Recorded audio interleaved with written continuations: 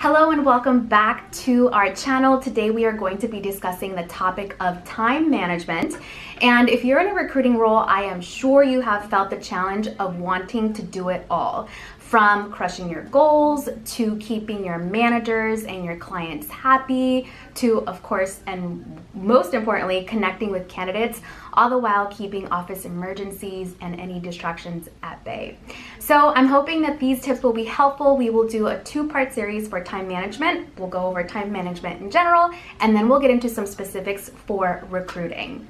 So tip number one is going to be to get clear on your goals.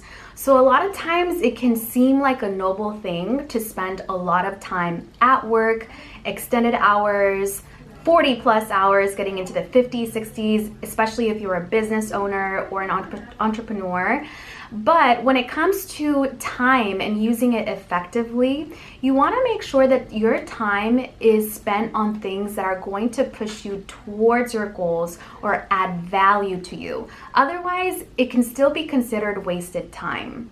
And so think about what it is that you set out to do at the beginning of the year. Think big picture. What are those initiatives, those accomplishments that you want to feel really good about towards the end of the year? And so when you think about things that way, you can easily start to break apart what things are important for you to do and where to spend your time on, either on a monthly basis, and from there break it down to a weekly basis.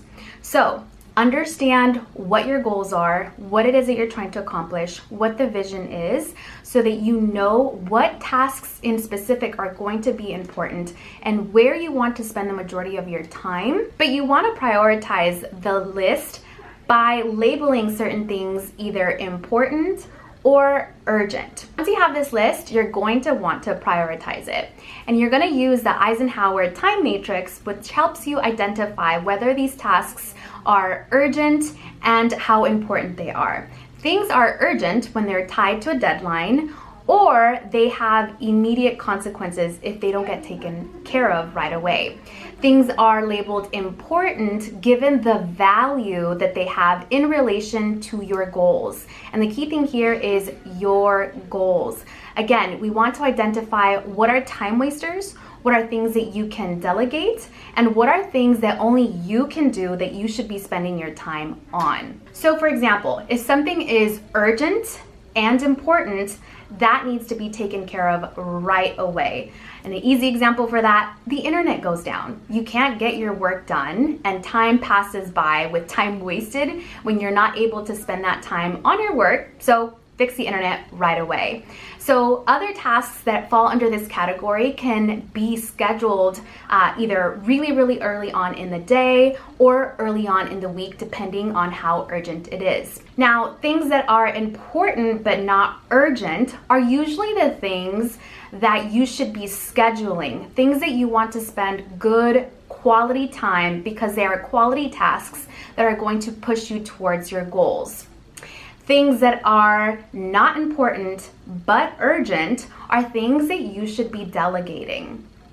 If something is urgent but not important, those are things that do not require your personal expertise and you can actually delegate it.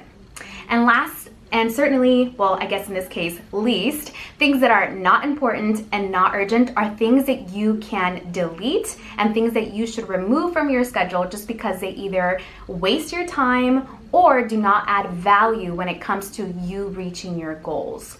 So remember, everything on this to-do list might not be urgent and it might not be important. So identify your priorities, what are things that you should be doing, and things that you can delegate in order to manage your time effectively. And the third and final tip that I'm going to leave you with is to reflect and adjust. So at the end of the day or at the end of the week, take some time and review the tasks that got done and the tasks that didn't get done, and figure out where and how you can manage your time more effectively next day or next week. This way you're improving on your time management, getting more effective as the weeks go on.